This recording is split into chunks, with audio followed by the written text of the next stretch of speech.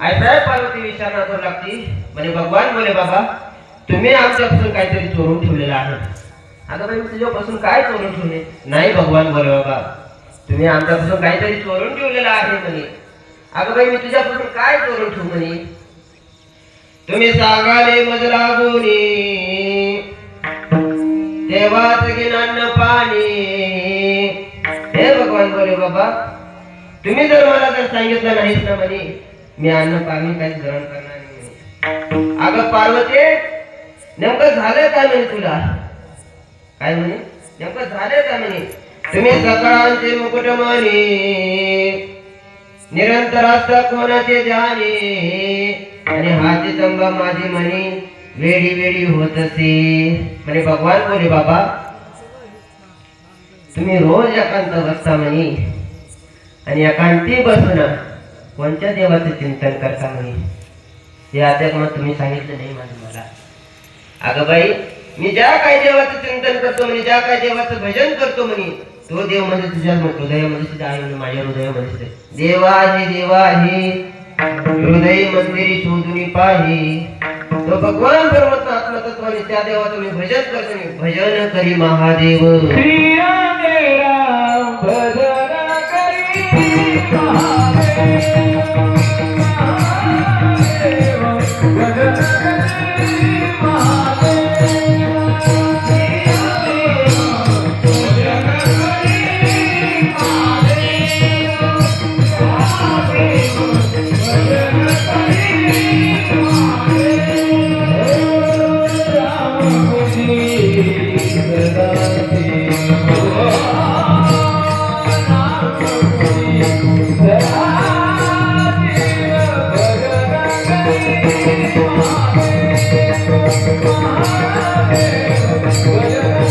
करी महादेव.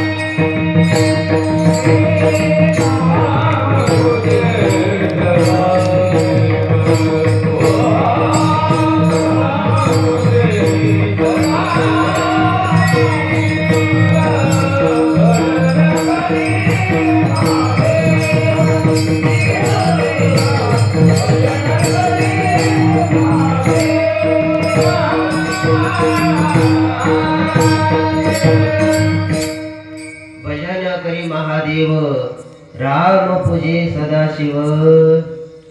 तेव्हा मग भगवान बोले बाबा त्यांनी सांगितलं अगं मी ज्या काय देवाचं चिंतन करतो मी ज्या काय देवाचं भजन करतो म्हणे ते ब्रह्मनाम आहे म्हणे. ते ब्रह्मनाम असं उघड्यावर सांगितलं जात नाही म्हणे. माऊलींची ओळीमध्ये सांगतात बरं का. अरे श्री सिंधूच्या परिस्थिती शक्तीच्या अखंड कोरी त्याला एकांत स्थान गाठावं लागतं बरं का. तेव्हा भगवान बोले बाबा आयसाहेब पार्वतीला एकांत स्थानी घेऊन गेले. कुठं? सिंधूमध्ये नवनाथ ग्रंथामध्ये यमुना मातेच्या तीरावर सांगितलं आहे. त्या आईसाहेब पार्वतीला भगवान बोले बाबा एकांती स्थानी घेऊन गेले आणि एकांती स्थानी घेऊन तिथं मग ते ब्रह्मनाम सांगण्याची सुरुवात केली महाराज. आणि सांगण्याची सुरुवात केली. सांगता सांगता सांगता सांगता आईसाहेब पार्वतीला विधी अवस्था प्राप्त झाली. अरे ब्रह्मानंदू लागली टाळी कोण देहाला समळी. अरे मोहिनी कशी घातली गुरुन अरे मोहिनी कशी घातली गुरुन हे मला वेगळंच गेलं भरून मला वेगळं गेलं भरून मला वेगळं गेलं भरून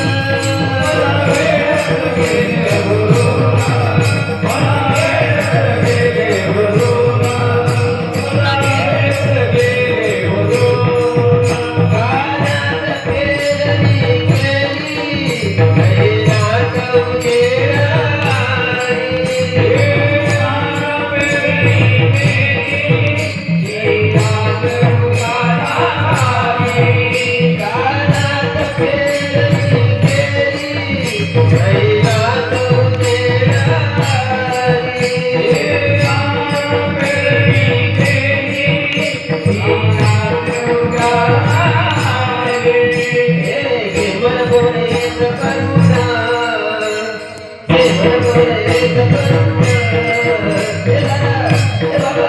मला वेळच गेलं भरून, मला वेळच गेलं भरून, मला वेळच गेलं भरून. ओय मला वेळच गेले भरून, मला वेळच गेले भरून, मला वेळच गेले भरून. अरे मोहिनी कशी घातली गुरुन, अरे मोहिनी कशी घातली गुरुन, हे दादा मला वेळच गेलं भरून. कानात पेरणी केली नैनात उजेडाली. माय बापानो कानात पेरच उगत बर का, उघडं उगत नाही. आता तुम्ही सगळे शेतकरी आहेत, तुम्हाला उदाहरण देतो काही. तुम्ही सगळे शेतकरी आहेत, समजा आपण मका पेरला, आता सगळ्यांनी पेरल्याच आहे बा. समजा मका पेरली किंवा मग बाजरी पेरली, ते जर असं जर उड्या फेकून देत किती दिवसांनी उठते सांगा बरं. बोलत ना मी तुम्हाला गावना आज समजी द्या. किती दिवसांनी उठते? वा वा. विठ्ठल विठ्ठल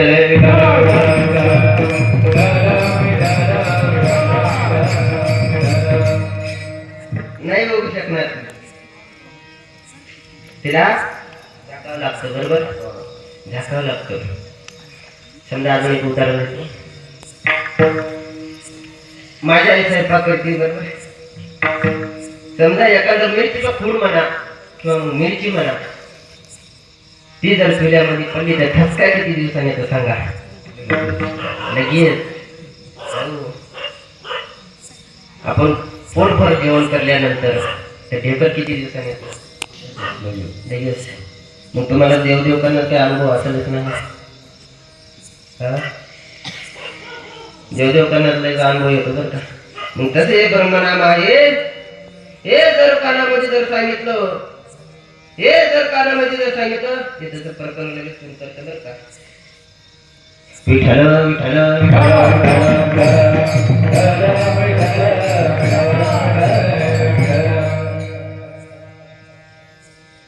बर का महाराज. आमच्याकडे दारूचा सुद्धा अनुभव आहे बरं का, दारूचा.